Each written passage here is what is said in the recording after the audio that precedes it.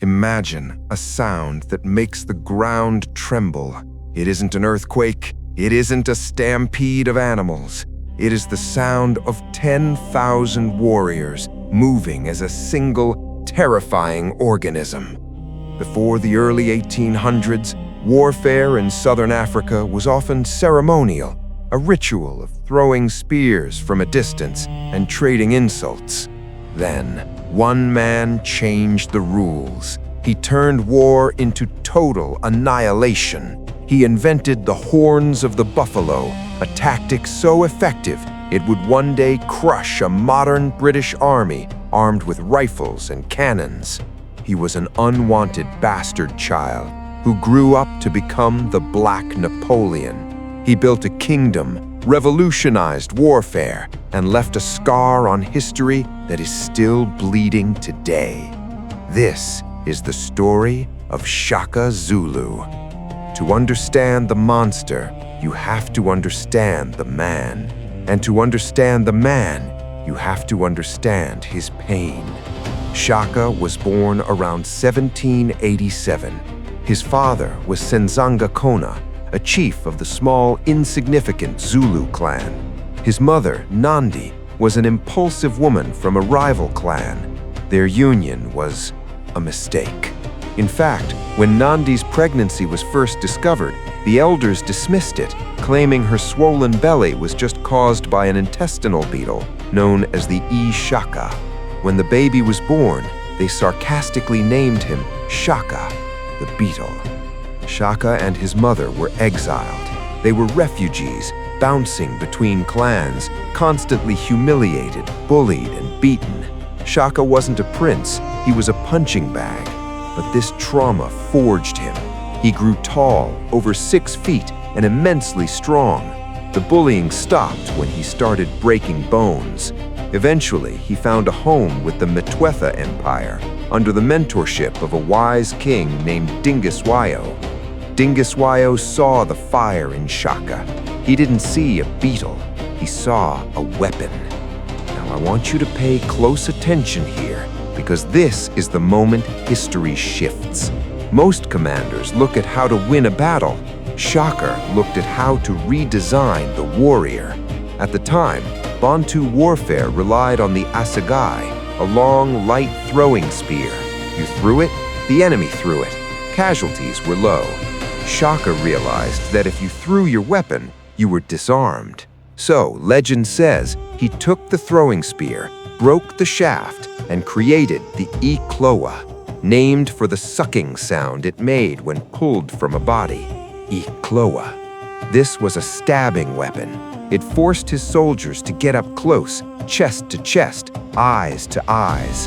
To survive, you had to move forward.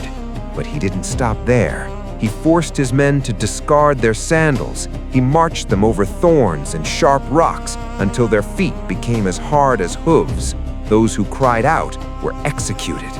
Why? Speed. While other armies plodded along, Shaka's impi could cover 50 miles in a single day and attack before the enemy even knew they were coming. And then the masterstroke, the tactic that changed everything, the horns of the buffalo. Imagine a buffalo's head. First, the chest. The main force charges the enemy head-on to pin them down. Second, the horns. Fast, young runners sprint wide to flank the enemy and encircle them. Finally, the loins. The reserves sit with their backs to the battle, waiting for Shaka's signal to finish the job. If you were caught in the horns, there was no retreat. It was total encirclement, total death. In 1816, Shaka's father died. Shaka returned to the Zulu clan, not as a refugee, but as a conqueror. He took the throne. The Zulu were a tiny tribe of fewer than 1,500 people. Within a few years, Shaka turned them into a military machine of over 50,000. His genius was proven at the Battle of Gockley Hill. Outnumbered nearly 2-to-1 by the Nandwanme kingdom, Shaka used the terrain and his buffalo horns to obliterate a superior force. He didn't just defeat rivals, he absorbed them. If you surrendered, you became Zulu. You learned the tactics. You carried the Iklwa.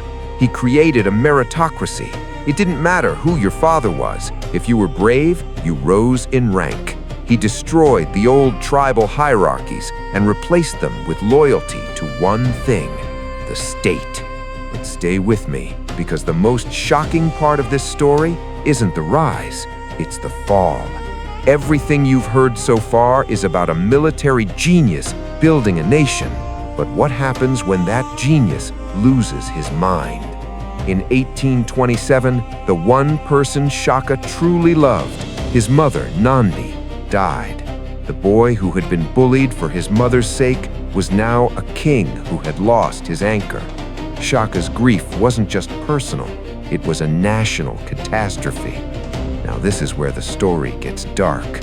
He descended into a madness that terrified his own people. He ordered that no crops be planted, no milk was to be used, it was to be spilled on the ground. Any woman found pregnant was executed along with her husband. He killed 7,000 of his own people, men, women, children, for not grieving enough. He sent his armies on pointless, suicidal campaigns just to keep them away. The protector had become the predator. His generals, his people, and his own family knew that for the Zulu nation to survive, Shaka had to die. On September 22, 1828, the end came. Not on the battlefield, but in his own home. His half-brothers, Dingane and Malangana, along with an advisor, Mbopa, ambushed him. As the spears entered his body, legend says Shaka didn't beg. He looked at his brothers and prophesied, "Are you stabbing me, kings of the earth? You will come to an end through killing one another." Some versions say he warned them of the white swallows, the Europeans, who would soon come to rule them all. Shaka was dead, but the machine he built was alive. 50 years later, at the Battle of Isandlwana, the Zulu army, using Shaka's Iklwa and Shaka's buffalo horns, decimated a modern British army. It was one of the worst defeats a technological power ever suffered at the hands of an indigenous force.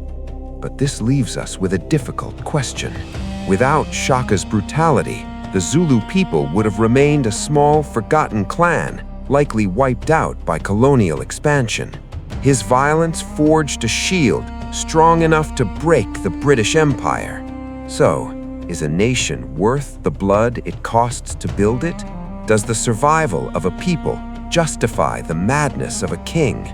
Shaka Zulu remains one of history's most terrifying paradoxes, the man who saved his people by destroying them. I want you to think about that cost. If you were one of his generals, would you have followed him to glory, or would you have held the spear that killed him? Let that sit with you.